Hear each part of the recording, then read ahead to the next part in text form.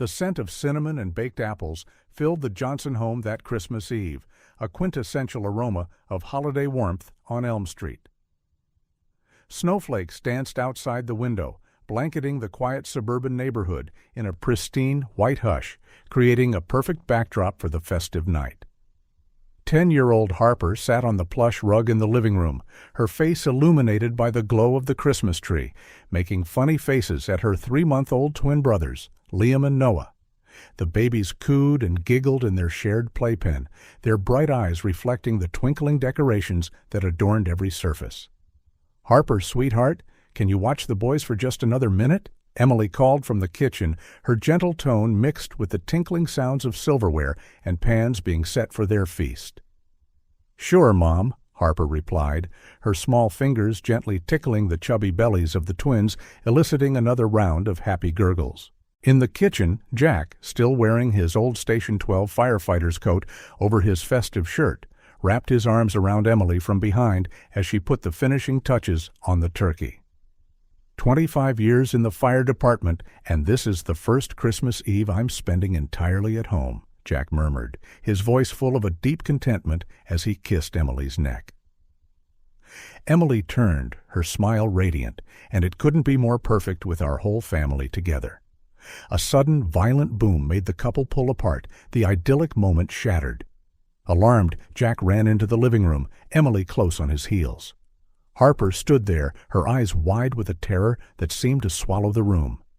"Dad? What was that?"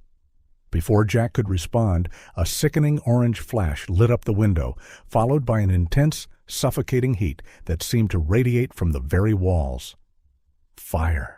Jack shouted, his entire demeanor shifting in an instant from loving father to seasoned firefighter, his instincts kicking in with chilling precision. "Emily, grab the babies!" "Harper, with me!" Harper froze, a paralyzing panic taking hold as the sound of shattering glass echoed through the house and hungry flames began licking at the curtains. "Harper!" Jack's voice cut through the fear like a blade, sharp and commanding. "Remember what I taught you. Breathe deep, stay calm." Her father's words, drilled into her through years of just-in-case fire safety talks, penetrated the haze of terror. Harper nodded, taking a long, steadying breath that burned in her lungs. "Good sweetheart. Now get the emergency blanket from the closet and wrap the twins." With trembling hands, Harper grabbed the fire-resistant blanket her father always kept nearby. Emily, her face streaked with soot and tears, placed Liam and Noah in Harper's arms, coughing in the smoke that was rapidly filling the room. "Go with your sister!" Emily shouted to the boys over the vicious crackle of flames. "Not without you," Jack replied, his voice strained as he pulled Emily closer, shielding her. Harper, the twin safely clutched in her arms, looked at her parents. The fear in their eyes was palpable, a raw, primal terror, but there was something else there too, a fierce, unwavering determination. "Harper, run!" Jack ordered, his eyes locking with hers one last time. "Remember the escape plan. Head to the fire station. Don't look back." With one last anguished look at her parents framed against a backdrop of swirling fire, Harper ran toward the back door, the babies crying in her arms. The heat was an intense, physical force, the smoke thick and acrid. She could hear the tortured groans of wood creaking and collapsing behind her. Emerging into the backyard, Harper gasped at the shocking cold of the night air. The snow beneath her feet sizzled and melted from the inferno raging behind her. Without pausing, she ran, her bare feet sinking into the snow as she crossed the yard. The streets were in chaos. Neighbors poured from their homes, shouting and pointing, their faces lit by the horrific glow. The fire wasn't confined to the Johnsons' house. Several nearby homes were also ablaze, turning the peaceful Christmas Eve into a vision of hell. Harper kept running, her lungs burning from the effort and the smoke, the twins' cries a desperate soundtrack to her flight. Her father's words echoed in her mind. "Go to the fire station. Don't look back." But she couldn't help it. In the middle of the street, Harper turned. Her home, the only one she'd ever known, was completely swallowed by flames, a hellish pyre against the night sky. For a brief, heart-stopping moment, she thought she saw two figures in the upstairs window, locked in a final embrace. "Mom! Dad!" Harper screamed, her voice lost in the roaring of the fire and the chaos around her. A deafening crash cut through the night as the roof collapsed inward, taking her parents with it. Harper felt as if her heart had been physically torn from her chest. Tears blurred her vision as she forced herself to keep running, her small body fueled by pure adrenaline and a desperate promise. The streets passed by in a blur, the weight of the twins in her arms seeming to grow with every agonizing step. Sirens wailed in the distance, drawing closer. Harper focused on the image of Station 12 in her mind. That was where she needed to go. That was where she'd find help. That was where her parents would find her, she tried to convince herself, a desperate lie to keep her legs moving. With her lungs on fire and her muscles screaming with exhaustion, Harper finally spotted the station's familiar lights. Summoning her last reserves of strength, she sped up. "Help!" she shouted, her voice hoarse and desperate. "Please, help!" The large bay doors of the station opened and figures in uniforms ran toward her. Harper staggered the last few steps before collapsing into the strong arms of a female firefighter. "My brothers!" she gasped, lifting the precious bundle. "Save my parents!" As consciousness slipped away, Harper's last vision was of the night sky. They weren't stars she saw, but ashes, thousands of tiny glowing embers rising into the darkness, carrying with them the last remains of her old life. The world went dark, and Harper drifted into unconsciousness, not knowing that her life and that of her brothers had been irrevocably changed forever that Christmas night. The alarm blared through Station 12, a shrill, piercing sound cutting through the stillness of Christmas night. Olivia Durand, the firefighter on duty, jumped up, her heart pounding with familiar adrenaline. But what she saw when she opened the station's doors made her freeze for a moment. A girl, no more than 10 years old, staggered toward her, her bare feet leaving bloody tracks in the snow. In her arms, she carried a bundle that moved and made faint, whimpering sounds. "Help," the girl whispered, her voice barely audible before collapsing. Olivia moved in a heartbeat, catching the girl and the bundle before they hit the ground. The smell of smoke was intense, clinging to them like a shroud. "Jake! Mike! I need help here!" Olivia shouted, carrying the children inside. Her colleagues rushed over, their eyes widening at the scene. Jake took the unconscious girl from Olivia's arms while Mike helped with the bundle. "My God," Mike gasped as he unwrapped the blanket. They're babies, twins. Their tiny faces were smeared with soot, their whimpers weak and cut short by ragged coughs. "Call an ambulance," Olivia ordered, her training taking over as she started first aid procedures on the twins. Her fingers trembled slightly as she checked their airways, the sheer vulnerability of the infants hitting her hard. The room filled with frantic, controlled activity. Chief Miller emerged from his office, his face a mask of grave concern. "What happened?" "Fire, sir," Jake replied, working over the older girl. She arrived carrying the babies. Olivia focused on the twins, her training a rock in the swirling chaos. She gently cleared their mouths and noses, murmuring words of comfort as she worked. "Come on, little ones. Breathe for me." As if responding to her plea, one of the babies let out a strong, surprisingly robust cry, followed by the other. Olivia felt a powerful wave of relief wash over her. "Good boys," she whispered, tears of gratitude glistening in her eyes. A coughing sound caught her attention. The older girl was waking up, her eyes opening wide with panic. "The babies!" she cried, trying to get up. "Easy, sweetheart," Jake said gently, holding her down. "Your baby brothers are fine. They're with Olivia." The girl turned her head, her eyes meeting Olivia's. The relief in her gaze was a palpable thing. "You saved them," Olivia said, her voice thick with emotion. "You were so brave." Tears began to stream down the girl's soot-streaked face. "My parents," she sobbed. They were still inside. A heavy, suffocating silence fell over the station, broken only by the distant sound of approaching sirens. "What's your name, sweetheart?" Chief Miller asked gently, kneeling beside her. The girl swallowed hard, looking suddenly smaller and more fragile than ever. "Harper," she whispered. "Harper Johnson." The impact of the name was immediate and devastating. Olivia felt as if she'd been punched in the stomach. Around her, she saw looks of pure shock and disbelief dawn on her colleagues' faces. "Johnson?" the chief repeated, his voice trembling. "Daughter of Jack and Emily Johnson?" Harper nodded, more tears falling, confused by their reactions. Chief Miller staggered back, leaning on a nearby table for support. His face was pale, his eyes wide with horror. "My God," he murmured. Jack. The realization hit them all like a physical blow. Jack Johnson, a retired, decorated firefighter from their own station, a local hero, a mentor, a dear friend. Emily, his wife, known for her tireless volunteer work in the community. The first sob came from Mike, a guttural sound of raw pain that seemed to open the floodgates.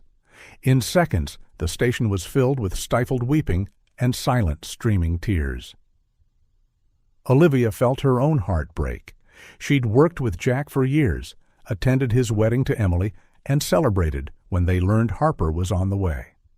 Holding the twins tighter, she looked at Harper. The girl observed the scene with confusion and dawning pain, as if only now truly grasping the full magnitude of her loss. Olivia moved, sitting beside Harper with the babies. Without a word, Harper leaned into her, her small body trembling with sobs. "I'm so sorry, sweetheart," Olivia whispered, her voice choked. So sorry." Chief Miller composed himself, wiping tears with the back of his hand. "Rescue teams are on their way to the Johnsons' house," he informed them, his voice rough. "We'll do everything we can." But the look he exchanged with Olivia said it all. They both knew, given Harper and the twins' condition, that the chances were slim to none. The sound of approaching sirens grew louder, and soon paramedics entered the station. While they examined the children, Olivia found herself unable to let go of Harper's hand. "They need to go to the hospital," one of the paramedics said, "for observation." Olivia nodded, then looked at Harper.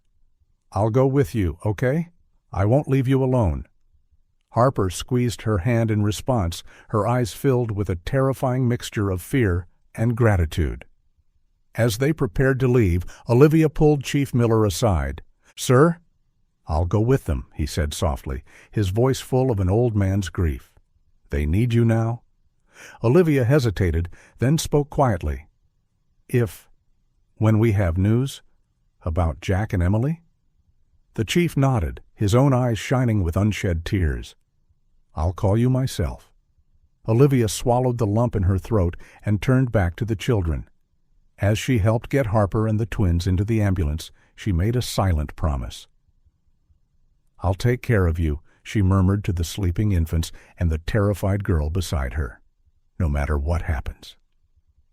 The ambulance doors closed, and they headed to County General Hospital, leaving behind a fire station in mourning, a brotherhood united in their pain over the loss of one of their own and fiercely determined to honor his legacy by caring for the children he left behind. Dawn brought a scene of utter desolation. Where a festive street had stood just hours before, now only smoldering debris and the bitter, acrid smell of charred wood remained. Exhausted firefighters, after a long night battling the multi-home blaze, moved through the ashes with faces marked by soot and sorrow. Chief Miller stood before what remained of the Johnson home on Elm Street, his gaze fixed on the blackened ruins. Every piece of charred wood felt like a ton weighing on his heart. "Chief," a soft voice called. It was David, one of the fire investigators. "We found something." Miller closed his eyes for a moment, steeling himself. With a nod, he followed David into the skeletal remains of the house. The floor creaked dangerously beneath their feet as they advanced. David stopped near what had once been the staircase to the second floor. "There," he pointed, his voice trembling slightly. Miller looked and felt his heart sink into a cold, dark pit. Two bodies, locked in a final embrace, were partially covered by debris. Even in death, Jack and Emily Johnson seemed to be protecting each other. "My God, Jack," Miller murmured, dropping to his knees. "Why didn't you get out?" David placed a hand on the chief's shoulder. "From what we can reconstruct, it looks like they got trapped trying to reach the children's rooms." Miller nodded, unable to speak. Jack, always the hero, right until the very end. As the team worked to respectfully remove the bodies, Miller stepped back and took out his phone. He had a call to make, a promise to keep. At County General Hospital, Olivia sat beside Harper's bed, watching the girl sleep fitfully. The twins were in incubators nearby, their tiny chests rising and falling in a steady, reassuring rhythm. The phone vibrated in her pocket. Olivia answered, her heart racing when she saw the chief's name. "Sir," she answered, her voice low to avoid waking Harper. "Olivia," the chief's voice was hoarse with exhaustion and grief. We found them." Olivia closed her eyes, silent tears rolling down her cheeks. She didn't need to ask for details. "I understand," she replied, her voice barely a whisper. "How are the children?" Miller asked after a moment of shared, heavy silence. "Stable. The twins are responding well to treatment." "Harper?" Olivia looked at the sleeping girl. "She's a fighter." "Olivia, we have another issue," Miller continued. "Social workers are on their way. They want to discuss the children's future." Olivia felt a fierce wave of protectiveness wash over her. "Understood, sir. I'll be waiting." No sooner had she hung up than Harper began to stir, murmuring in her sleep. "No. Fire. Mom. Dad." "Shh, it's all right," Olivia whispered, holding Harper's hand. "You're safe." Harper's eyes flew open, filled with terror. "Olivia!" she gasped, clinging to the firefighter. "I'm here, sweetheart," Olivia said, hugging her, feeling the small body tremble against hers. "I'm right here." Harper cried silently in Olivia's arms for long minutes. When she finally calmed down, she looked at Olivia with red, swollen eyes. "They didn't come back, did they?" she asked in a small, broken voice. Olivia felt her heart shatter into a million pieces. "No, sweetheart, they didn't come back." Harper nodded slowly, as if she already knew the answer. "What happens to us now?" Before Olivia could answer, there was a knock at the door. A middle-aged woman in a practical suit entered, followed by Chief Miller. "Good morning," the woman said, her voice professional but gentle. "I'm Karen from Social Services. We need to discuss a few things." Olivia felt Harper shrink against her. "This is not a good time," she began, but Karen interrupted. "Unfortunately, we can't delay. We need to determine a temporary home for the children as soon as possible." What followed was a tense, difficult discussion, with voices occasionally rising. Karen spoke of protocols and procedures, while Olivia and Chief Miller argued that the children needed familiarity and stability in the face of unimaginable trauma. Harper watched it all, her eyes wide, her fear visibly growing with every passing moment. Finally, Olivia stood up, her voice firm and clear. "I'll take care of them." Everyone in the room turned to her, surprised. "Olivia," Chief Miller began, but she interrupted him. "I knew Jack and Emily. They were my friends. These children know me. I can offer a stable, safe home while all this is sorted out." Karen seemed skeptical. "Miss Durand. Olivia Durand." "Ms. Durand, I understand your desire to help, but there are procedures to follow. Assessments, home visits." "Then do them," Olivia replied, her determination unshakable. "But don't separate these children. They've already lost too much." Chief Miller intervened. "I can vouch for Olivia's character. She's one of the finest firefighters I've ever known. If she says she can care for these children, I believe her." Susan looked from Olivia to the chief, then to Harper, who was clinging to Olivia as if her life depended on it. With a sigh, Susan nodded. "All right, we can arrange a temporary guardianship while we evaluate the situation. But it will require a lot of work, Ms. Durand." Olivia looked at Harper, then at the twins in their incubators. "I'm ready." The following hours were a whirlwind of paperwork and arrangements. By nightfall, Olivia found herself at home with 3 frightened, traumatized children. Harper refused to sleep, afraid Olivia would disappear if she closed her eyes. The twins, sensing the tension in the air, cried incessantly. Olivia moved from one room to another, soothing babies, comforting Harper, fighting her own bone-deep exhaustion and grief. Around 3 in the morning, with the twins finally asleep, Olivia found Harper curled up on the living room couch, staring intently at the Christmas tree Olivia hadn't had time to take down. "Hey, little one," Olivia said softly, sitting beside her. "Aren't you sleepy?" Harper shook her head, her eyes still fixed on the twinkling lights. "Every time I close my eyes, I see the fire." Olivia felt her heart clench. Gently, she pulled Harper close, wrapping her in a warm embrace. "You know, your dad once told me something about fire," Olivia began, her voice soft in the darkness of the room. "He said fire can destroy, but it can also purify. It can end the old, but it also makes room for something new to grow." Harper looked at her, tears glistening in her eyes. "How can something good come from this?" Olivia kissed the top of Harper's head. "I don't know, sweetheart, but I promise we'll find out. Together. Okay?" Slowly, Harper's eyes grew heavy. Olivia kept holding her, murmuring comforting words until the girl finally drifted off to sleep. Gazing at the child in her arms, Olivia made a silent promise to Jack and Emily. She would care for their children, no matter what. From the ashes of this tragedy, she would help build something new, something good. With that thought, Olivia finally allowed her own tears to fall, silent messengers of grief and resolve on the Christmas night that had changed everything. The sound of a crying baby woke Olivia before sunrise. She got up automatically, her body heavy with sleep, and stumbled to the twins' makeshift nursery. It was Liam this time, his little face red as he cried. "Shh, it's all right, little one," Olivia murmured, gently lifting him.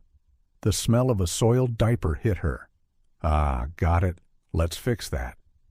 As she changed Liam, Olivia glanced at Noah, still sleeping peacefully. It was a small miracle one didn't wake the other with crying. With Liam clean and fed, Olivia settled him back into the crib. She was about to return to bed when she heard a muffled scream from Harper's room. Running, Olivia found Harper sitting up, eyes wide with terror, her hands gripping the sheets. "Harper, sweetheart, what's wrong?" Olivia asked softly, sitting on the edge of the bed. "The fire," Harper stammered, tears streaming down her face. "I saw the fire again." Olivia pulled Harper into a tight hug, feeling the child's heart racing against her chest. "It was just a nightmare, sweetheart." "You're safe here." Harper sobbed against Olivia's shoulder. "I want my mom," she whispered, her voice breaking. Olivia swallowed the lump in her own throat. "I know, sweetheart. I know." They stayed like that for a long time, Olivia gently rocking Harper until the girl's sobs subsided. When Harper finally calmed, Olivia glanced at the clock. 5:30 a.m.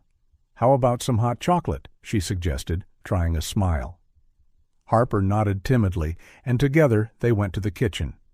As Olivia prepared the drinks, she watched Harper, noticing the dark circles under the girl's eyes, the way she flinched at sudden noises. The day started early and was relentlessly intense.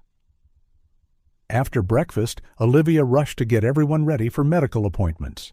Dressing and feeding 2 babies and a traumatized child proved more challenging than any fire she had ever fought.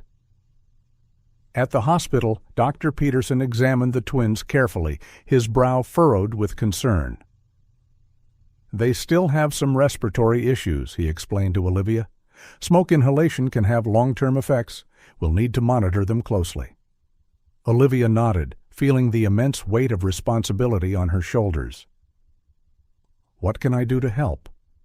The doctor prescribed a series of treatments and medications, explaining each one in detail. Olivia absorbed it all, determined to do whatever was needed for the twins' health. Meanwhile, Harper underwent her own evaluation with a child psychologist, Dr. Evans. When the session ended, the doctor pulled Olivia aside.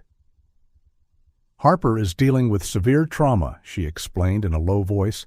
"She'll need regular therapy and a lot of emotional support."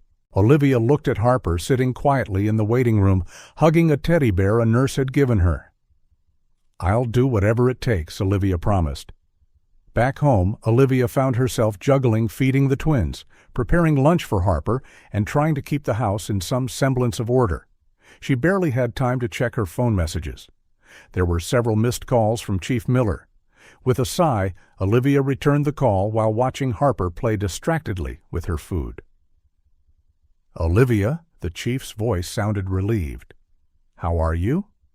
"Challenging," Olivia admitted. "But we're managing." "Listen," Miller continued, "I know you're on leave to care for the children, but we need you at the station this afternoon. There's an important meeting about the fire." Olivia closed her eyes, feeling a pang of guilt. Her duty as a firefighter and her new responsibility to the children were in conflict. I'm not sure I can leave the kids, Chief," she began. "I've already thought of that," Miller interrupted. Ashley, Mike's wife, offered to stay with them for a few hours. Olivia hesitated, looking at Harper, then at the twins sleeping in the playpen. "All right," she finally agreed. "I'll be there." When Ashley arrived, Olivia spent nearly half an hour explaining the baby's routines and Harper's needs. Harper watched it all with anxious eyes. "You'll come back, won't you?" Harper asked, as Olivia was about to leave, her voice trembling slightly. Olivia knelt to look Harper in the eye. "I promise I'll come back, sweetheart. Always." Harper nodded, but her eyes were still filled with fear. Olivia hugged her tightly before leaving, her heart heavy. At the station, the atmosphere was somber. The meeting was long and emotionally draining, with discussions about the cause of the fire, the response procedures, and how to honor Jack Johnson's memory. When it finally ended, Olivia was exhausted. She was about to leave when Chief Miller called her aside. "How are you really handling all this, Olivia?" he asked gently. Olivia hesitated, then let her defenses down a bit. "It's hard, Chief, harder than I ever imagined. But these kids, they need me." Miller nodded, placing a comforting hand on her shoulder. "You're not alone in this, Olivia. We're all here to help." To prove his point, several colleagues approached, offering words of support and promises of help. Olivia felt a wave of gratitude for her firefighter family. Returning home, Olivia found Harper asleep on the couch, a storybook open on her chest. Ashley reported that the day had been quiet, with only a few moments of Harper's anxiety. After Ashley left, Olivia sat beside Harper, gently brushing the girl's hair from her face. Harper stirred, her eyes opening slowly. "You came back," she murmured sleepily, a small smile forming on her lips. "I promised I would, didn't I?" Olivia answered softly. Harper snuggled closer to Olivia, who wrapped her arms around the girl. In that moment, with the twins sleeping peacefully and Harper safe at her side, Olivia felt a renewed sense of determination. It would be difficult, yes. There would be challenging days and sleepless nights. But looking at Harper's sleepy face, Olivia knew she would do it all again without hesitation. This was her new normal now, a temporary home that Olivia was beginning to realize could become much more than that. With the support of her fellow firefighters and her own inner strength, she would face every challenge, because these children, who had come to her amidst fire and tragedy, had already found a permanent place in her heart. Olivia stared at the preliminary fire investigation report, her heart racing with every line she read. The words "suspicious origin" and "possible criminal act" leaped from the page, unsettling her already burdened mind. "This doesn't make sense," she murmured, running a hand through her hair in frustration. Chief Miller, sitting on the other side of the desk in his office at Station 12, sighed heavily. "I know, Olivia, but the evidence doesn't lie. The pattern of fire spread, multiple points of origin. This wasn't an accident." Olivia closed her eyes, feeling a wave of nausea. The idea that someone might have deliberately caused the fire that killed Jack and Emily was almost unbearable. But who would do this, and why? She asked, her voice trembling with contained emotion. Miller hesitated, then pulled a thick folder from his drawer. It might have something to do with Jack's last case before he retired. Olivia took the folder, her eyes widening as she read the title. Operation Phoenix, Confidential.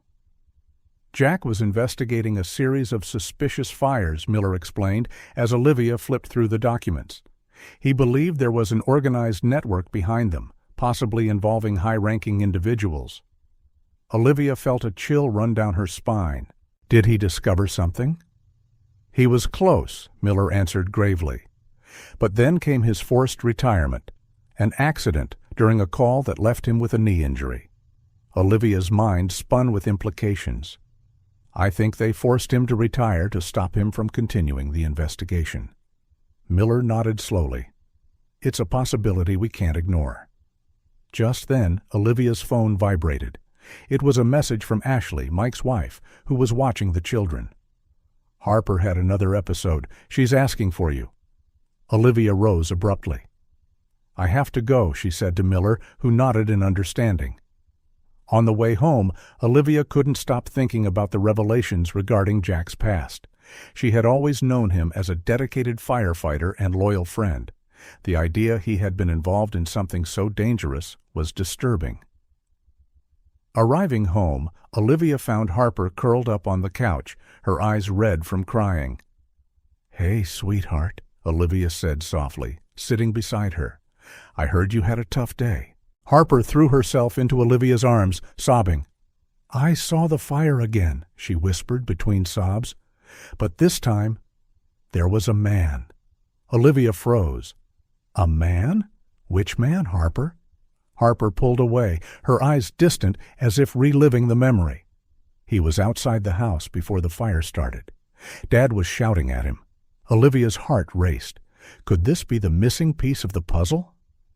Harper, sweetheart, can you remember anything else about this man? Olivia asked gently, trying not to scare the girl. Harper frowned, concentrating. He had a scar here, she said, pointing to her own cheek. Olivia felt a shiver run down her spine. The description was vague, but it was a start. In the days that followed, Olivia found herself torn between caring for the children and secretly investigating Jack's past.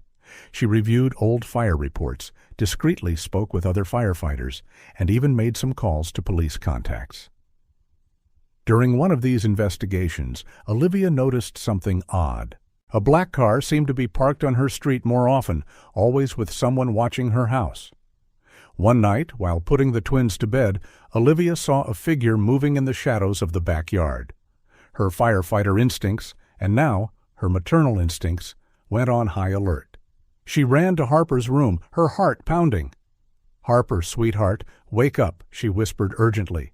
We need to play a little game, okay? Let's hide, like hide and seek. Harper, still sleepy, nodded confusedly. Olivia scooped up the twins and, with all three children, locked themselves in the basement, her phone already dialing Chief Miller. Someone's here, she whispered the moment he answered. I think they're after the children. We're on our way, Miller responded immediately. Stay put. The following minutes were the longest of Olivia's life. She held the children close, trying to keep Harper calm and the twins quiet, while listening carefully for any sound from above. When she finally heard sirens approaching, Olivia let out a sigh of relief, but she knew this was only the beginning. After the incident, with the house surrounded by police and firefighters, Olivia made a decision. She couldn't just keep reacting. It was time to go on the offensive. Chief, she called Miller aside. I need to know everything about Operation Phoenix. Everything. Miller studied her for a long moment, then nodded gravely. All right, Olivia, but you must understand, once you go down this path, there's no turning back. Olivia looked at Harper, who was being comforted by Ashley, and at the twins sleeping in Mike's arms. Her determination solidified. I understand, she replied firmly, but these children are my responsibility now. I'll do whatever it takes to keep them safe. The shadows of Jack Johnson's past were casting themselves over the present, threatening the future of the children he'd left behind. Olivia knew the days ahead would be dangerous, but she was ready to face whatever came, because now it was no longer just about discovering the truth.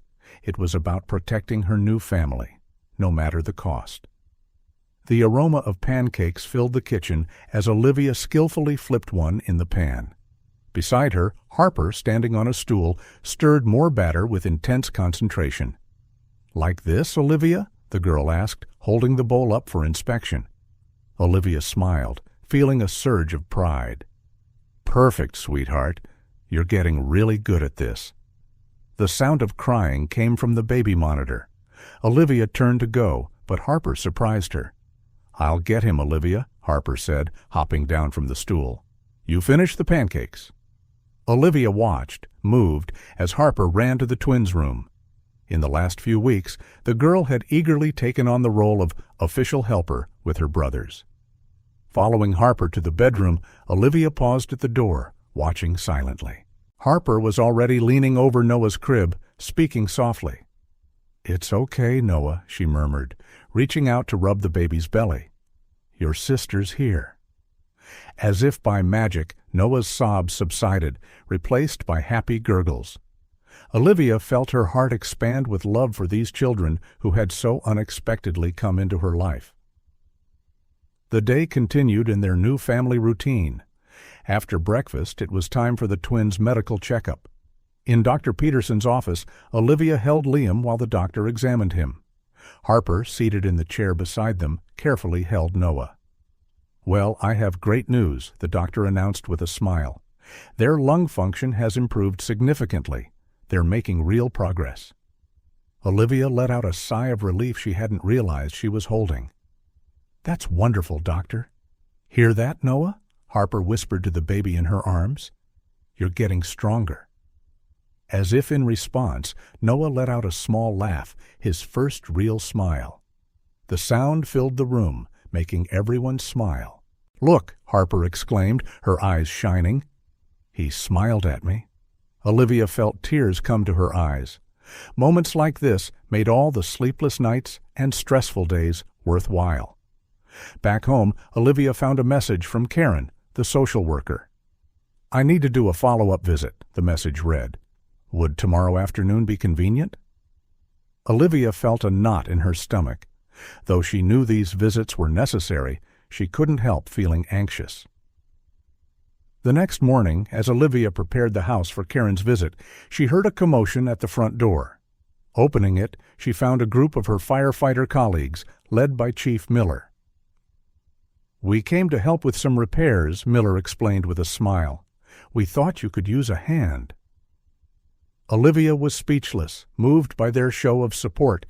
Throughout the day, the house was filled with the sound of hammers, laughter, and lively conversation. Harper followed the firefighters around, fascinated, asking endless questions about their jobs. When Karen arrived for her visit, she was greeted by a scene of familial activity and community support. Olivia noticed the approving look in Karen's eyes as she watched Harper help one of the firefighters paint a wall. After the inspection, Karen pulled Olivia aside. "I must say, Olivia, I'm impressed. The children seem to be adapting well." Olivia nodded, but hesitated. "They're incredible. Sometimes I worry if I'm doing enough." Karen smiled kindly. "It's natural to feel that way. But from what I see, you're providing exactly what these children need: stability, love, and support." Karen's words eased some of the fears Olivia had been holding inside. Maybe she really could do this. That night, after everyone had left and the twins were asleep, Olivia found Harper sitting quietly on the back porch. "Hey, sweetheart," Olivia said softly, sitting beside her. "What are you thinking about?" Harper was silent for a moment, then spoke in a low voice. "I miss them, Mom and Dad." "Mom?" Olivia felt her heart tighten. "I know, sweetheart. It's normal to miss them." "Sometimes," Harper continued, her voice trembling slightly, "I'm afraid I'll forget what they were like." Olivia pulled Harper closer, hugging her firmly. "We won't let that happen. How about we start a memory album? We can put photos in it and write down stories about them." Harper nodded against Olivia's chest, then looked up. Her eyes were filled with tears, but there was a spark of hope in them. "Olivia?" she said hesitantly. "Yes, sweetheart? I know you're not my real mom, but would you mind if I call you Mom sometimes? Only when I really need to." Olivia felt as if her heart would burst with emotion. She hugged Harper tighter, fighting her own tears. "Of course I don't mind, my love," she whispered. "You can call me whatever you want." Harper relaxed in the embrace, letting out a small sigh of relief. "Thank you, Mom." The word hovered in the night air, laden with meaning. Olivia knew there was still a long road ahead, full of challenges and obstacles. But in that moment, with Harper in her arms and the twins sleeping peacefully inside, she felt a profound certainty. This was family, not defined by blood, but by love, by the choice to be there for each other, no matter what. And Olivia knew, with every fiber of her being, that she would do anything to protect and love these children who had become her entire world. Olivia woke with a start, her heart racing. Something had awakened her, a noise out of the ordinary.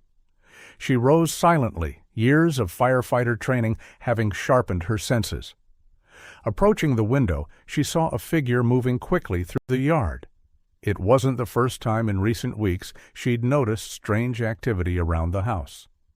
The hair on her arms standing on end, Olivia checked all the doors and windows before heading to the twins' room. She found Harper already there, sitting between the two cribs, her eyes wide in the dim light. "Harper, what are you doing awake, sweetheart?" "Protecting them," the girl whispered, her voice firm despite the fear in her eyes. "I heard a noise." Olivia felt a mixture of pride and worry. Harper was becoming more protective of her brothers, a reflection of the trauma she had endured. "You did the right thing by staying alert," Olivia said softly, sitting beside Harper. "But remember, it's my job to protect you." Harper nodded reluctantly, allowing herself to be guided back to bed. But even after Olivia tucked her in, the girl kept her eyes on the door, like a little sentinel. The next morning, Olivia arrived at Station 12 for her shift, her mind still heavy with the previous night's events. She was met by a visibly upset Chief Miller. "Olivia, we need to talk," he said, leading her to his office. Inside, Olivia immediately noticed broken glass on the floor, the remains of what had been the office window. What happened? Miller sighed heavily. Vandalism? But not just that. He handed Olivia a crumpled piece of paper. "We found this with the brick that smashed the window." Olivia felt her blood turn cold as she read the message. "Stay away from the Johnson children, or there will be consequences." "This can't be a coincidence," Olivia murmured, her mind racing. First strangers around the house, now this? "Olivia," Miller said, his voice grave, "I think it's time we consider that you and the children might be in real danger." In the days that followed, Olivia dove into a frenzied investigation, using her contacts in the police department and combing through Jack's old files. She unearthed disturbing information.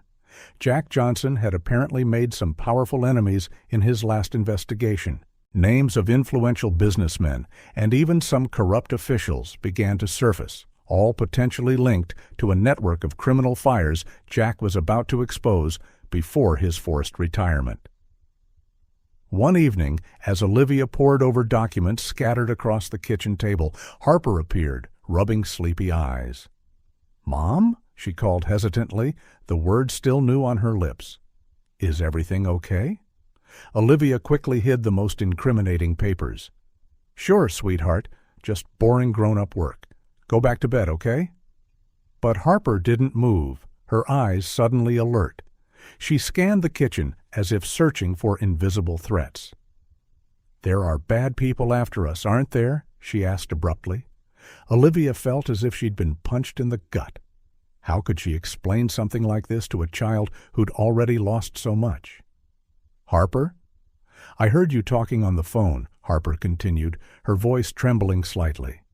"About the people who hurt Dad. They want to hurt us too." Olivia knelt down, meeting Harper's gaze. "Listen, my love, I promise you that I will do everything, absolutely everything, to keep you and your brothers safe. Do you understand?" Harper nodded, then surprised Olivia with a tight hug. "I know you will. You're strong, like Dad was." Those simple words solidified Olivia's decision. The next morning, she called an urgent meeting with her most trusted colleagues at the fire station. At the station, Olivia laid out the situation, sharing her findings and concerns. The room fell silent with shock for a few moments before erupting into a cacophony of determined voices. "We're with you, Olivia," Mike declared, his usually jovial face hardened by resolve. "Jack was one of us," added Ashley, Mike's wife, "which means these kids are family, and we protect family." One by one, everyone in the room offered their help. A plan began to take shape. Shifts of surveillance around Olivia's house, discreet investigations into suspects, and preparations for a possible emergency evacuation. As the details were worked out, Olivia felt overwhelmed by the outpouring of solidarity. These people, her colleagues and friends, were willing to risk everything to protect her and the children. Back home, Olivia began secret preparations for a possible escape. Emergency bags were packed and hidden strategically. Escape routes were planned and memorized. Harper was instructed about a game they might have to play one day, involving leaving the house very quickly and quietly. One night, as Olivia checked the locks for the umpteenth time, she heard a sound from the twins' room. Rushing there, she found Harper soothing Noah, who had woken up crying. "Shh, it's all right, Noah," Harper whispered. "Your big sister's here. Nothing bad will happen to you." Olivia watched from the doorway, her heart filling with love and determination. These children, who had already lost so much, trusted her completely. She would not fail them. That night, lying in bed but unable to sleep, Olivia reflected on how much her life had changed. Just months ago, she was just another dedicated firefighter. Now she was a mother, a protector, and possibly the only barrier between these innocent children and the dangerous people who wanted to silence the truth Jack had discovered. The fear was there, of course, fear of the unknown, fear of failure. But overriding the fear was a fierce resolve. Olivia knew she would do anything, face any threat, to keep her new family safe. As sleep finally claimed her, Olivia made a silent promise to Jack and Emily Johnson. She would continue the work they had begun, protect their children, and, no matter the cost, find the truth behind the fire that had changed all their lives. The shadows might be closing in around her, but Olivia was determined to be the light that dispelled them, guiding Harper, Liam, and Noah toward a safe future filled with love. Harper's scream cut through the silence of the night, making Olivia jump out of bed and rush to the girl's room. She found Harper sitting upright, eyes wide with terror, her body trembling. "Harper, sweetheart, I'm here," Olivia whispered, wrapping her arms around the girl. "I saw it again," Harper sobbed, clinging to Olivia. "I saw it all over again." Olivia stroked Harper's hair, her heart tight. The nightmares were frequent, but something about this one felt different. "Do you want to tell me about it?" Olivia asked softly. Harper took a deep breath, trying to calm herself. It was the night of the fire. But there was more. I remembered something I hadn't seen before. Olivia felt a chill. "What did you see, Harper?" "A man," Harper whispered, her gaze distant. "He left our house just before the fire started. He was holding something. It looked like a can." Olivia's heart pounded. This could be the evidence they needed. "Harper, are you sure? Can you describe the man?" Harper frowned, concentrating. He was tall, dark hair, and he had a scar on his face, near his eye. Olivia felt as if the air had been knocked out of her lungs. Harper's description matched one of the suspects she and Chief Miller had identified in their secret investigation. "You did so well to tell me this, Harper," Olivia said, hugging the girl tighter. "You're very brave." After finally calming Harper and getting her back to bed, Olivia found herself facing an agonizing dilemma. The information Harper had provided could be crucial, potentially unmasking the entire conspiracy. But sharing it would mean involving Harper directly, possibly putting her in even greater danger. Olivia spent the night awake, weighing her options. By morning, with dark circles under her eyes and a difficult decision made, she called Chief Miller. "We need to talk," she said when he answered. "In private. It's about the case." They met in a quiet local diner, away from the station. Olivia shared Harper's revelation, watching Miller's face go through shock, anger, and finally, grim determination. "This changes everything," Miller said, his voice low and intense. "With this information, we can finally move forward in the investigation." "But at what cost?" Olivia questioned, worry clear in her voice. "If they find out Harper remembered." Miller nodded, understanding the gravity of the situation. "We'll keep it between us for now. We'll use the information to guide our investigation, but we won't mention the source." Little did they know, their conversation hadn't gone unnoticed. A man sitting a few tables away stood up quietly, making a discreet phone call as he left the diner. In the days that followed, Olivia felt the tension increase. Unfamiliar cars drove slowly down her street more often. Once, she thought she saw the metallic glint of a camera aimed at her house. The final straw came in the form of another anonymous letter delivered directly to her mailbox. "We know what the girl saw. Back off while you still can." The panic Olivia felt was quickly replaced by a fierce determination. It was time to act. In an emergency meeting with Miller and her most trusted colleagues, Olivia laid out the situation. The decision was unanimous. It was time to hide Olivia and the children. "We've discovered something big," Miller revealed, spreading documents on the table. Jack's investigation wasn't just about isolated criminal fires. He'd uncovered a complex network involving insurance fraud, money laundering, and possibly even human trafficking. Olivia's stomach churned. The magnitude of the conspiracy was terrifying. "Some important names are involved," Miller continued. "Business people, politicians, even some members of the police department. That's why they're so desperate to silence us," Olivia concluded, the weight of the situation pressing on her. The plan was made quickly. Olivia and the children would be taken to a safe location, a secluded cabin in the Smoky Mountains owned by one of the firefighters' family members. Meanwhile, Miller and the team would continue the investigation, now armed with new information. That night, Olivia gathered Harper and the twins, explaining they would go on a surprise trip. "Is it because of the bad men?" Harper asked, her eyes serious beyond her years. Olivia hesitated, then nodded. "Yes, sweetheart, but don't worry, we'll be safe, and soon this will be over." As they packed, Olivia couldn't help feeling a mix of fear and determination.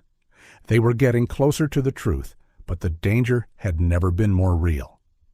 In the dead of night, a discreet convoy of 3 cars left Olivia's house.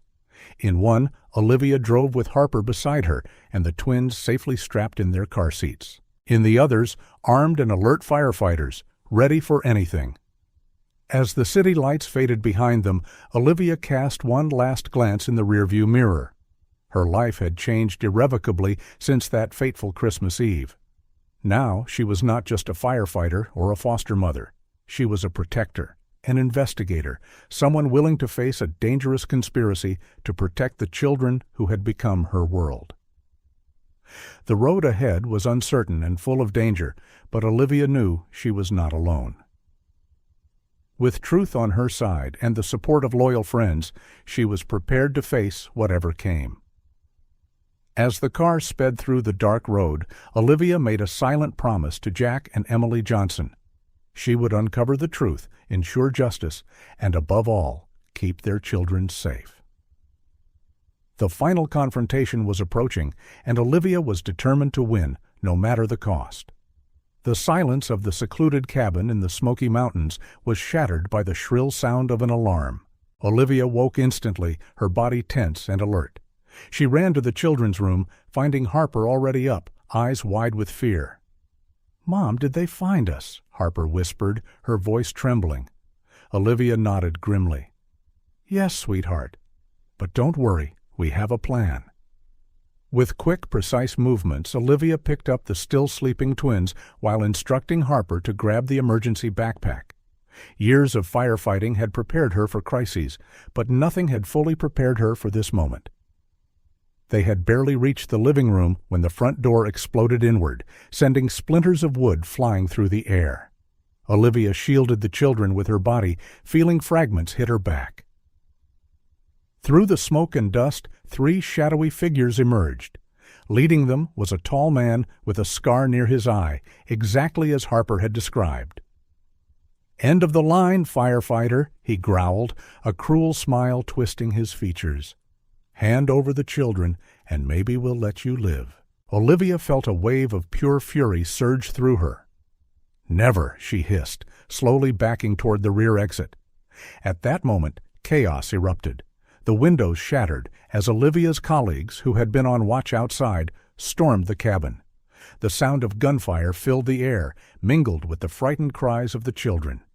"Harper, run to the basement! Now!" Olivia shouted, pushing the twins into the girl's arms. With a courage that surprised even Olivia, Harper grabbed her brothers and ran, skillfully dodging debris and scuffles. Olivia turned to face the intruders, her mind racing to form a plan. She saw Chief Miller engaged in hand-to-hand combat with one of the men, while Mike tried to subdue another. The man with the scar advanced toward Olivia, a gun aimed at her chest. "Where are the children?" he demanded. "You'll never touch them," Olivia snarled, launching herself at him in a desperate move. They fell, rolling on the floor in a frantic struggle. Olivia tasted blood in her mouth when his fist connected with her face, but she didn't relent. With a quick move, she disarmed the man, sending the gun skidding across the floor. Meanwhile, in the basement, Harper crouched in a dark corner, holding the twins tightly. She could hear the fight above, each crash making her heart jump. "It's going to be okay," she whispered to the babies, though her voice trembled. "Olivia will save us," she promised. Suddenly, the basement door was flung open. Harper stifled a scream as one of the intruders came down the stairs, his eyes scanning the darkness. In a flash of courage, Harper made a decision. Placing the twins gently behind some boxes, she took a deep breath and stepped out of hiding. "Hey, you big jerk," she shouted, her voice echoing in the basement. "I'm here."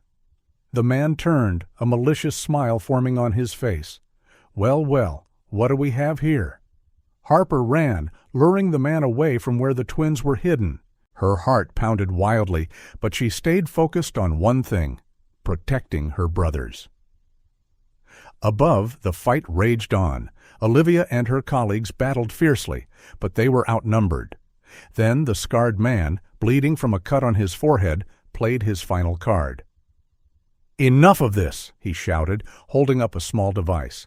"Either you surrender, or I blow this place up with everyone inside." Time seemed to freeze. Olivia looked at the detonator in his hand, her blood running cold. She recognized that kind of device, just like those used in sophisticated arson attacks. "That's how you killed Jack and Emily, isn't it?" Olivia asked, her voice filled with rage and pain. "A fire to cover up the truth." The man laughed, a cold, humorless sound. Jack Johnson was digging too deep. He uncovered our operation, the fires, the insurance fraud. Everything. We had to silence him. "But why?" Miller asked, still holding one of the goons pinned down. "Why go so far?" "Money. Power." "The usual," the man replied casually. "Our clients pay well to have their problems solved by a convenient fire, and Johnson was about to expose it all." Olivia felt a wave of nausea. So many lives lost, so many families destroyed, all for greed. At that moment, a scream from the basement froze Olivia's blood. "Harper!" she cried, her heart racing with fear. Taking advantage of the distraction, Olivia lunged at the man with the detonator. They fell, wrestling for control of the device. Olivia felt her fingers brush the detonator, and in a desperate move, she tore it from his hand. "Miller, catch!" she shouted, tossing the device to the chief. With the detonator secure, the tide of the battle turned. The firefighters, trained and fit, quickly subdued the remaining invaders. Olivia rushed to the basement, her heart threatening to leap from her chest. She found Harper cornered by one of the men, but the girl showed no fear. Her eyes shone with a fierce determination. Without hesitation, Olivia tackled the attacker, sending them rolling on the floor in a fierce struggle. Powered by adrenaline and the desire to protect the children, Olivia soon gained the upper hand. With the last invader subdued, Olivia turned to Harper, pulling her into a tight embrace. "You were so brave," she whispered, tears running down her face. Harper smiled weakly. "I just did what you would do. I protected my family." The sound of sirens announced the police's arrival. In minutes, the cabin was filled with officers, paramedics, and investigators. As the criminals were led away in handcuffs, Olivia gathered the children, checking them anxiously for injuries. The twins, miraculously, had slept through most of the confrontation, waking only at the sound of sirens. Chief Miller approached Olivia, his expression a mix of relief and admiration. "It's over, Olivia. We have everything we need to dismantle the entire operation.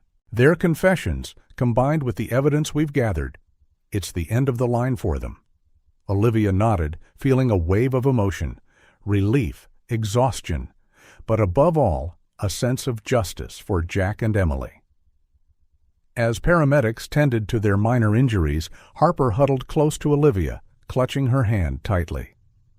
"Mom?" she asked softly. "Yes, sweetheart? Can we go home now?" Olivia smiled, pulling Harper closer. "Yes, my love. We can go home."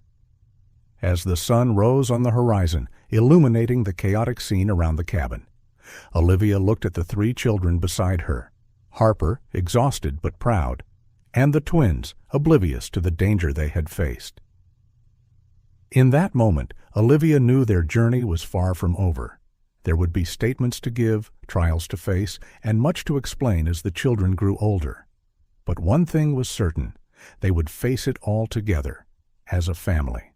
The fire that once threatened to destroy them had, ironically, forged bonds stronger than Olivia ever imagined possible. With that strength, they were ready to face any challenge the future might bring. The weeks following the confrontation at the cabin were a whirlwind of statements, medical exams, and endless meetings. Olivia found herself torn between caring for the children and cooperating with authorities to ensure that those responsible for the fire that killed Jack and Emily Johnson were properly punished. On a sunny morning, Olivia accompanied Harper to an appointment with Dr. Evans, the child therapist specializing in trauma. Harper, usually talkative, was unusually quiet. "It's okay to be nervous," Olivia said softly, squeezing Harper's hand. Harper nodded, her eyes reflecting a mixture of fear and determination. "I know. But if this helps me get stronger so I can protect Liam and Noah, I'll do it."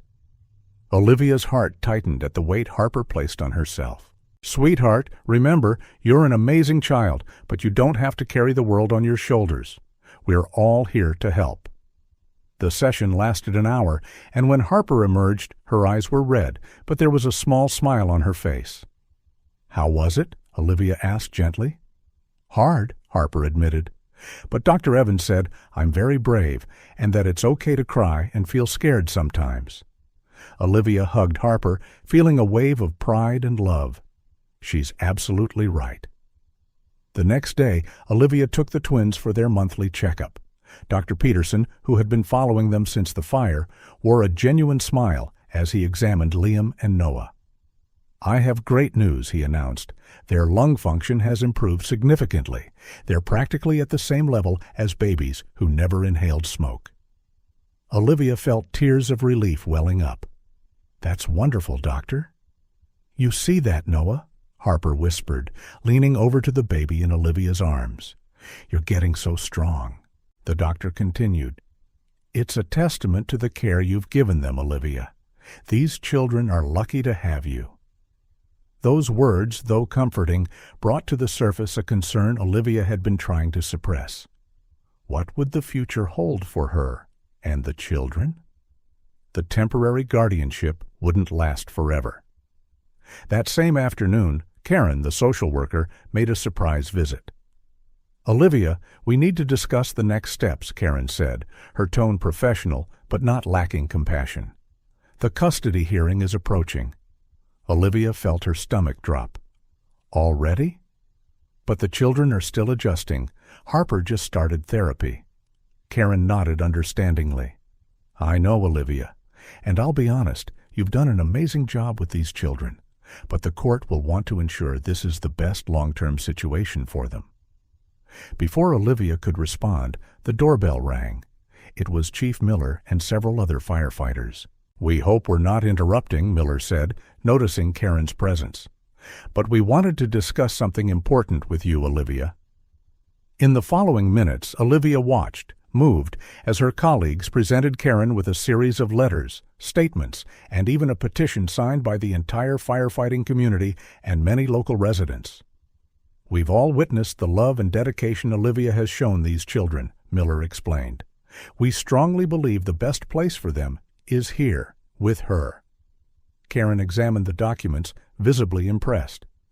This will certainly carry significant weight in the judge's decision, she admitted. Olivia felt a surge of gratitude for her colleagues, but before she could thank them, another knock at the door interrupted. A man in a suit introduced himself as Robert Davis, an insurance investigator. Sorry to intrude, he said politely but firmly. I have some questions about the Johnson house fire. Olivia exchanged worried looks with Chief Miller. With all the revelations about the conspiracy behind the fire, they hadn't considered the insurance implications. Mr. Davis, Olivia began cautiously, given the sensitive nature of the case, of the ongoing criminal investigation. Perhaps it's best to schedule an official meeting with our lawyers present. Davis nodded, though his eyes revealed unsatisfied curiosity. I understand, but I should warn you that any irregularities discovered may significantly affect any insurance claims related to the incident. After Davis left, Olivia found herself surrounded by worried faces. The complexity of the situation seemed to grow by the minute. Don't worry, Miller reassured her. We'll handle that too. Right now, focus on the custody hearing.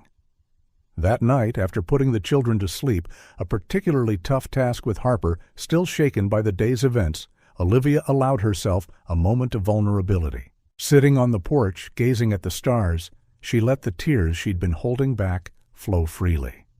The sound of small footsteps alerted her to Harper's presence. The girl, without a word, snuggled up beside Olivia, offering silent comfort.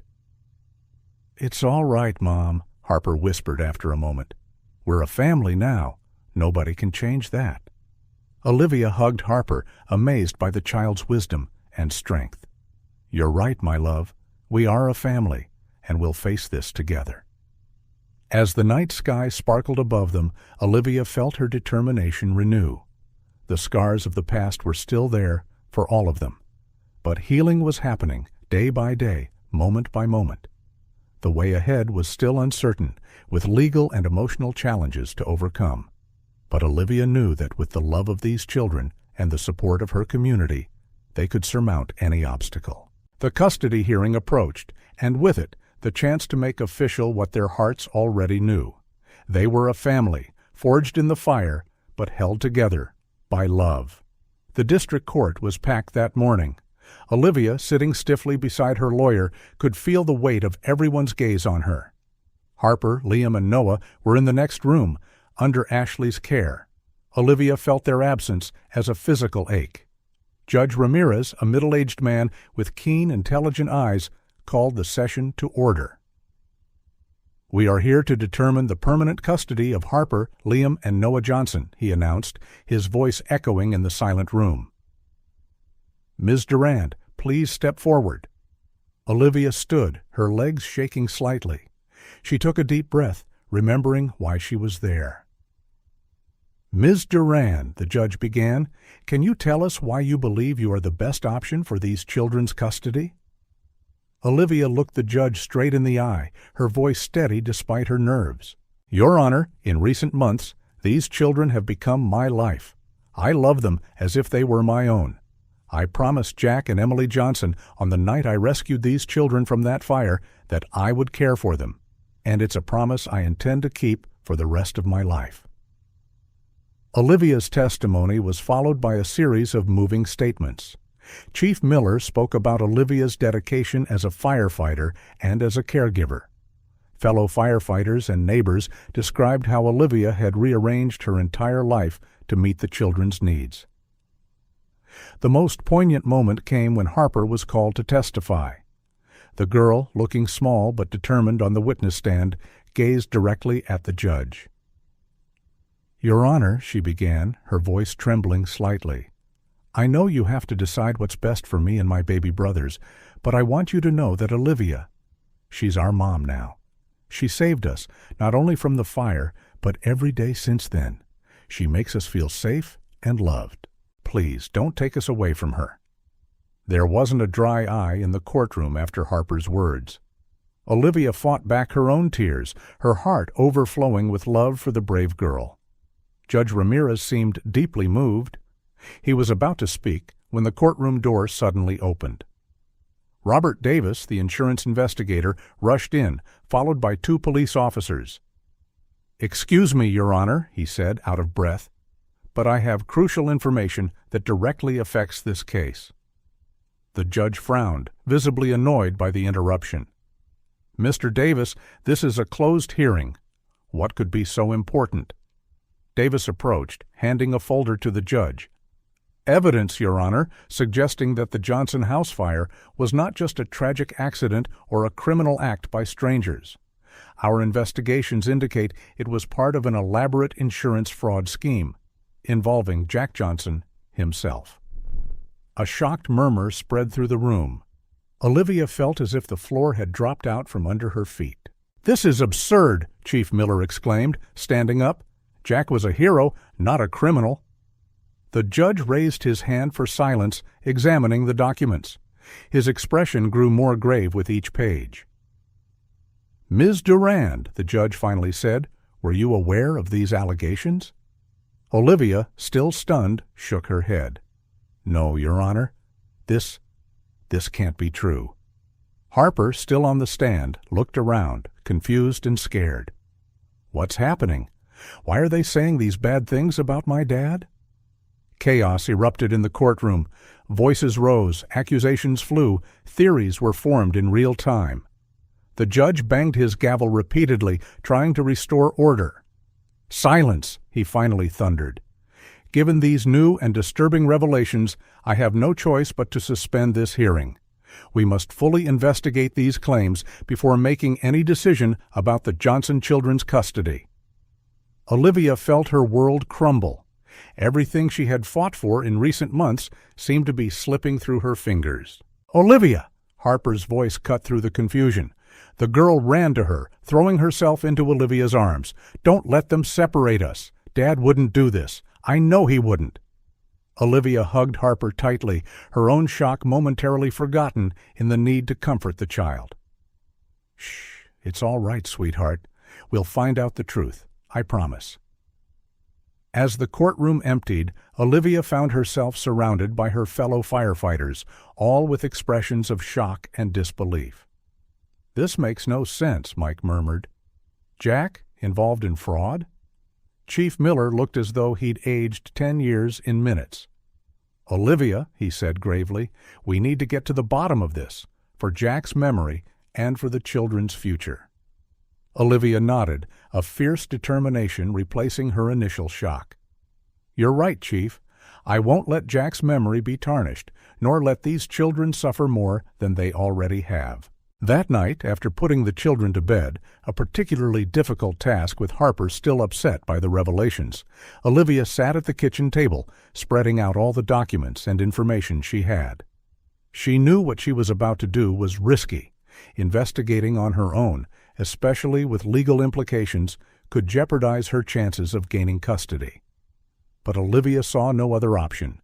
She owed it to Jack, Emily, and above all, the children.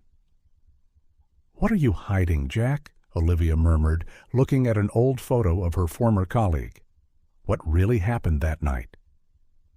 With a strong cup of coffee and a determination burning in her chest, Olivia immersed herself in the documents.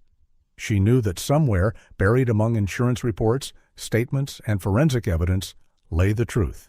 And she would find it, no matter the cost. Because now, more than ever, the future of her family depended on it. The incendiary truths revealed that day might have shaken their foundations, but Olivia was determined to build something even stronger from the ashes. The fire had shaped their lives once, and now again they would have to walk through flames to find the redemption and peace they so deserved. The days following the suspended hearing were a whirlwind of frantic activity for Olivia. During the day, she struggled to maintain a semblance of normalcy for the children, but her nights were devoted to an exhaustive investigation into Jack Johnson's past. One of those nights, while searching through a box of old documents Emily had saved, Olivia discovered something disturbing: several overdue notices and final demands for payment. Apparently, the Johnsons were facing serious financial difficulties in the months before the fire. "Why didn't you ask for help, Jack?" Olivia murmured, feeling a mix of sadness and frustration. A soft sound made her look up. Harper stood in the kitchen doorway, rubbing sleepy eyes. "Harper, sweetheart, what are you doing up?" Olivia asked gently. The girl approached, her eyes fixed on the papers scattered across the table. "I had a dream about Mom and Dad." Olivia pulled Harper into her lap, hugging her. "You want to tell me about it?" Harper hesitated, then spoke quietly. They were arguing. Dad looked worried, and Mom was crying. I think it wasn't just a dream. I think it really happened just before the fire." Olivia's heart pounded. "Do you remember what they were arguing about? Something about money and Dad saying he would find a way to fix everything?" Harper answered, her voice shaking slightly. Olivia hugged Harper tighter, her mind racing. Was this the missing piece of the puzzle? In the days that followed, Olivia intensified her investigation. She contacted Jack's former colleagues, combed through bank records, and even risked a discreet visit to the fire site, now just an empty lot surrounded by police tape. During that visit, Olivia made an intriguing discovery. Hidden among the debris, she found a partially melted flash drive. With her heart racing, she took it to a data recovery specialist. While waiting for results, Olivia confronted two of Jack's former colleagues whom she suspected were involved somehow. "You're digging too deep, Durand," one warned, his tone threatening. "Some truths are better left buried." Olivia didn't flinch. Jack was a good man. He deserves to have the truth known, whatever it is. Back home, Olivia found Harper, Liam, and Noah unusually quiet. The tension of the last few days was clearly affecting them. "Mom," Harper said hesitantly, "we're going to stay together, aren't we? They're not going to take us away?" The fear in Harper's voice broke Olivia's heart. She knelt down, meeting the girl's gaze. "I promise you, Harper, I'll do everything I can to keep our family together. You are what matters most to me." That night, the data recovery specialist called Olivia. "You need to see this, immediately," he said, his voice urgent. Olivia rushed to the lab, her heart pounding.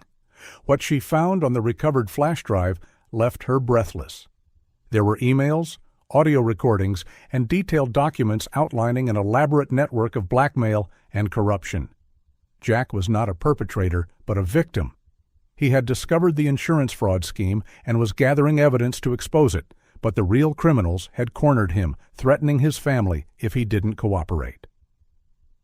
The last entry was an audio recording, dated the day of the fire. Jack's voice, tense and determined, filled the room. "If something happens to me, let the truth be known. I, Jack Johnson, am not complicit in this criminal scheme. I am gathering evidence to expose the real culprits. Emily, Harper, Liam, Noah, I love you. I hope one day you can understand and forgive me for putting you in danger. I'll do whatever it takes to protect you." Olivia felt tears stream down her face. Jack wasn't a criminal, but a hero until the end, willing to sacrifice everything to do the right thing. With the proof in hand, Olivia knew she had to act quickly. She called an emergency meeting with her lawyer and Chief Miller. "This changes everything," the lawyer said, examining the evidence. "With this, we can not only clear Jack's name, but also expose the real criminals." Chief Miller, visibly emotional, placed a hand on Olivia's shoulder. Jack would be proud of you, Olivia. You never gave up on him or the children." Olivia nodded, determined. Now, we need to prepare for the resumed hearing. It's time for the truth to come out. In the days leading up to the hearing, Olivia worked tirelessly with her lawyer and the authorities to organize all the evidence. She knew what she was about to reveal would shake many people, possibly even some fellow firefighters. On the eve of the hearing, Olivia gathered Harper, Liam, and Noah in the living room. The twins, now older and more aware, played on the rug while Harper snuggled beside Olivia on the couch. "Tomorrow is an important day," Olivia began softly. "We'll tell the judge everything we discovered about your dad." Harper looked at Olivia, her eyes filled with hope and fear. "And after that, can we stay together forever?" Olivia pulled Harper into a tight embrace, extending her arms to include the twins. "That's what I want most in the world, my loves, and I promise, no matter what happens tomorrow, I'll fight with all my strength to keep our family together." As she hugged the children, Olivia felt a mix of determination and apprehension. Tomorrow the truth would come out, and with it the hope of a new beginning for their unexpected family, forged in tragedy but strengthened by love and perseverance.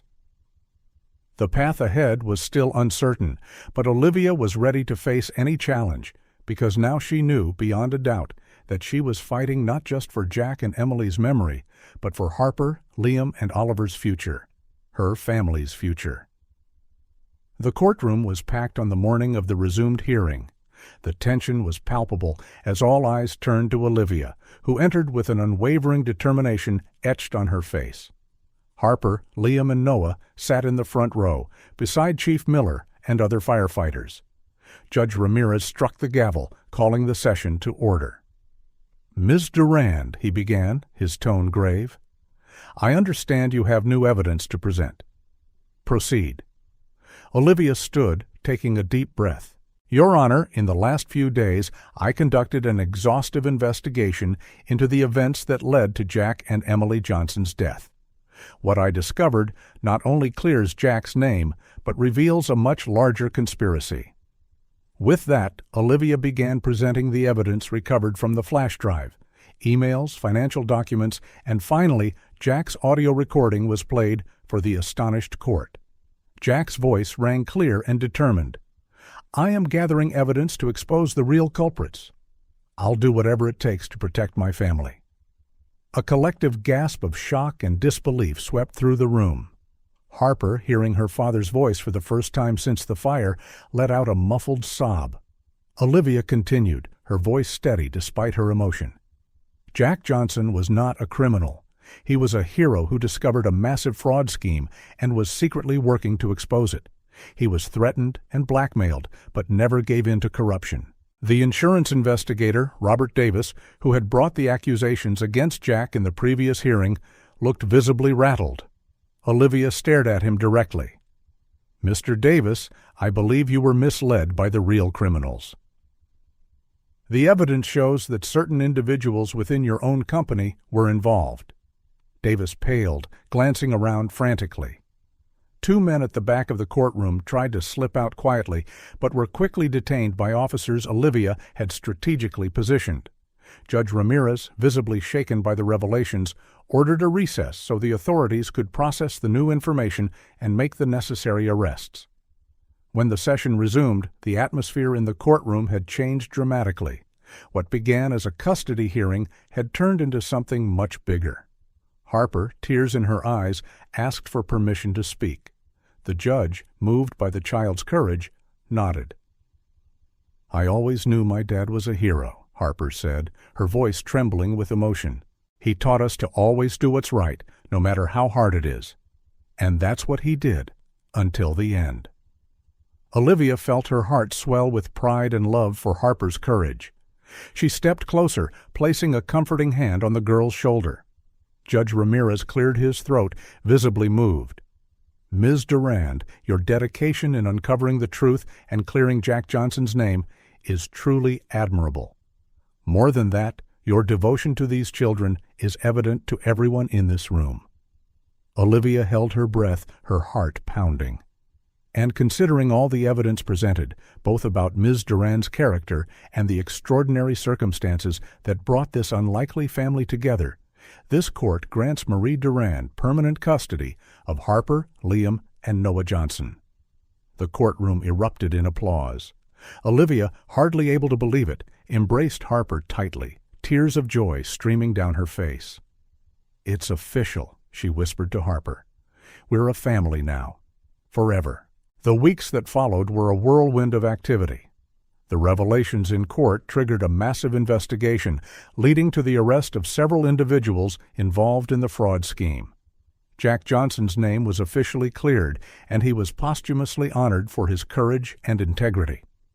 Finally, on Christmas Eve, exactly 1 year after the tragedy that had united their lives, Olivia, Harper, Liam, and Noah gathered at Station 12 for a special celebration. The station was festively decorated, with a large Christmas tree at its center, adorned with handmade ornaments by the children. Firefighters and their families gathered, creating a warm, welcoming atmosphere. Chief Miller called for silence, his voice thick with emotion.